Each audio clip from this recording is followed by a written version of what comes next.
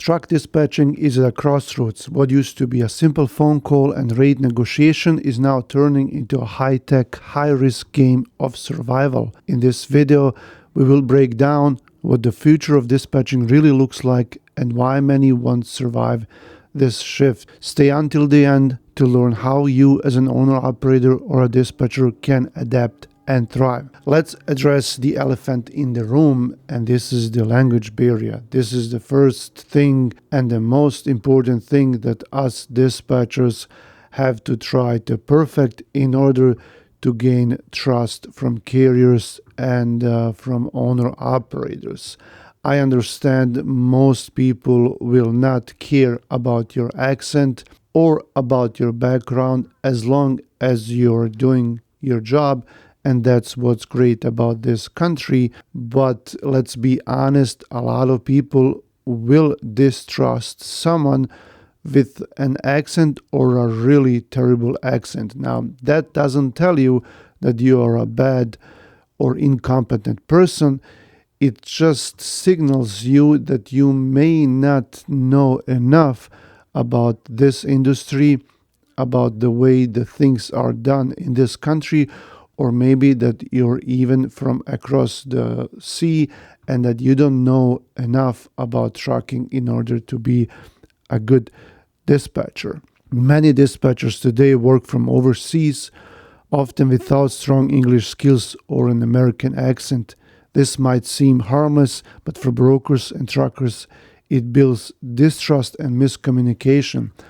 Another thing is that there's a lot of fraud and scam coming from overseas, and that really makes it worse for us dispatchers that have an accent. So consider training or paying for classes or talking to someone that was born and raised here, where they can point you in the right direction in order how to overcome the mispronunciation and the accent troubles. Me, myself, because I'm doing these YouTube videos, I've been thinking of actually taking some of those classes, but I keep postponing it because I don't have the time.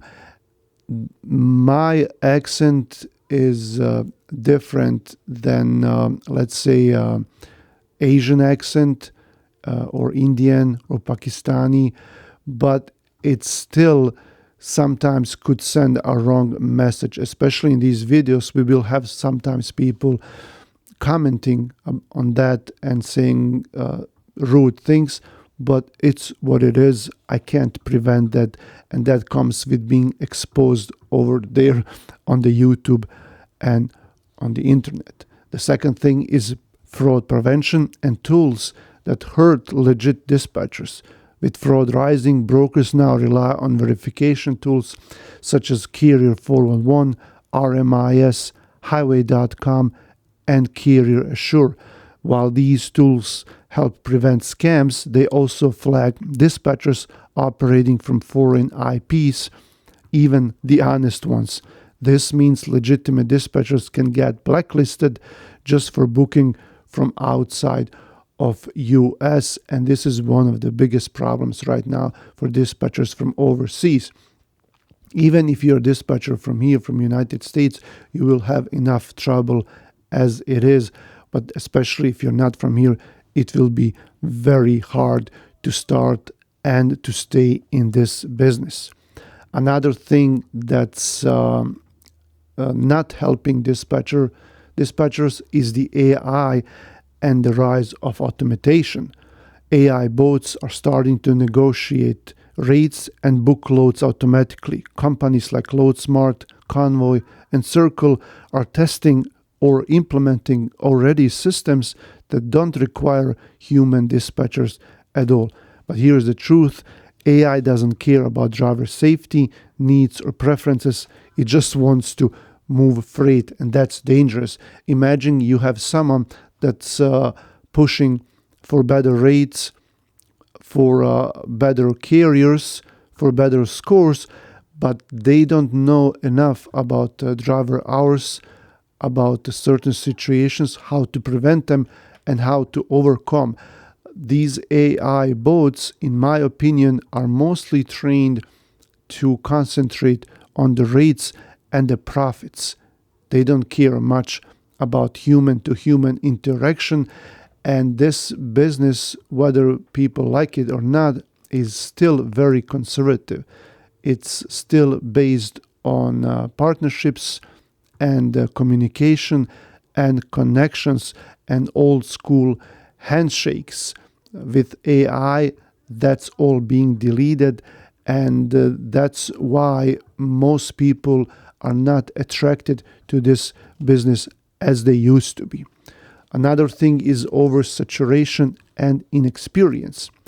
Thanks to social networks and some bad dispatcher courses out there, this industry is flooded with inexperienced dispatchers. Most don't understand hours of service rules, driver fatigue, trailer types, or even US geography. Now, there was a comment that I read somewhere. It said something like this: I recently moved to the USA from another country. I'm not going to mention which one. I have no understanding of this business. Should I start dispatching? Now, dispatching is not something like you're going to go out and buy some stuff and try to resell it. And this is from today until tomorrow. And then something else comes up. You're just going to do something else. This takes a long time of preparation, of training, of experience. And then once you start, you still will be learning every day. I still learn after all this time, and I make mistakes, but I own them. I own those mistakes. I admit them, and I try not to do them anymore, as opposed where a bad dispatcher would find an excuse or even lie and just keep doing the same mistakes all over. Another thing is the brutal market and the owner operators cutting costs. Freight rates are down, fuel is up, and the owner operators are cutting costs wherever possible. The first thing many slash is the dispatching services. When your entire profit margin is between maybe 10 and 20%, justifying paying a dispatcher around 5% is going to be a hard sell. Next thing is the government crackdowns and legal headaches. The FMCSA is tightening rules around dispatchers. If you operate without a broker's license and book loads for multiple carriers, you could be breaking a federal law, especially if you're based overseas. Platforms like DAT are also making it harder for dispatchers to create accounts unless they are US based and licensed. There is also another thing called mega carriers. They're fighting everything they can do to prevent small carriers from flourishing, dispatchers from being in the market. There's also a lot of insurance fraud, fake coverage docs, ghost drivers, and dispatchers booking loads with fake MC numbers. There are also visa loopholes, dispatchers and foreign drivers being used to undercut US wages legally and illegally, and then lack of enforcement. Many overseas dispatchers and carriers operate with little risk of oversight or penalties. So what's the solution? One solution would be to build a relationship with people who know about this business, who have a proven record if you're going to use them as a dispatcher. Learn real trucking knowledge, don't just memorize scripts. And if you're overseas, partner with a US-based authority and work under their compliance system. Maybe you can work for a carrier and just do exclusively their trucks, because it's going to be hard to find multiple owner-operators that you're going to dispatch in future. If you're an owner-operator who needs a trustworthy carrier, look no further. Usora Express is here, and you can trust us if you're willing to lease your truck to someone with a good reputation. We're from West Michigan in United States. We are American-based. I have been in this business for over 20 years. I have been driving myself and dispatching, and you will be in good hands. Let me know if you're willing to work with us. This is Ennis from Never Stop Trucking, and I'll see you later.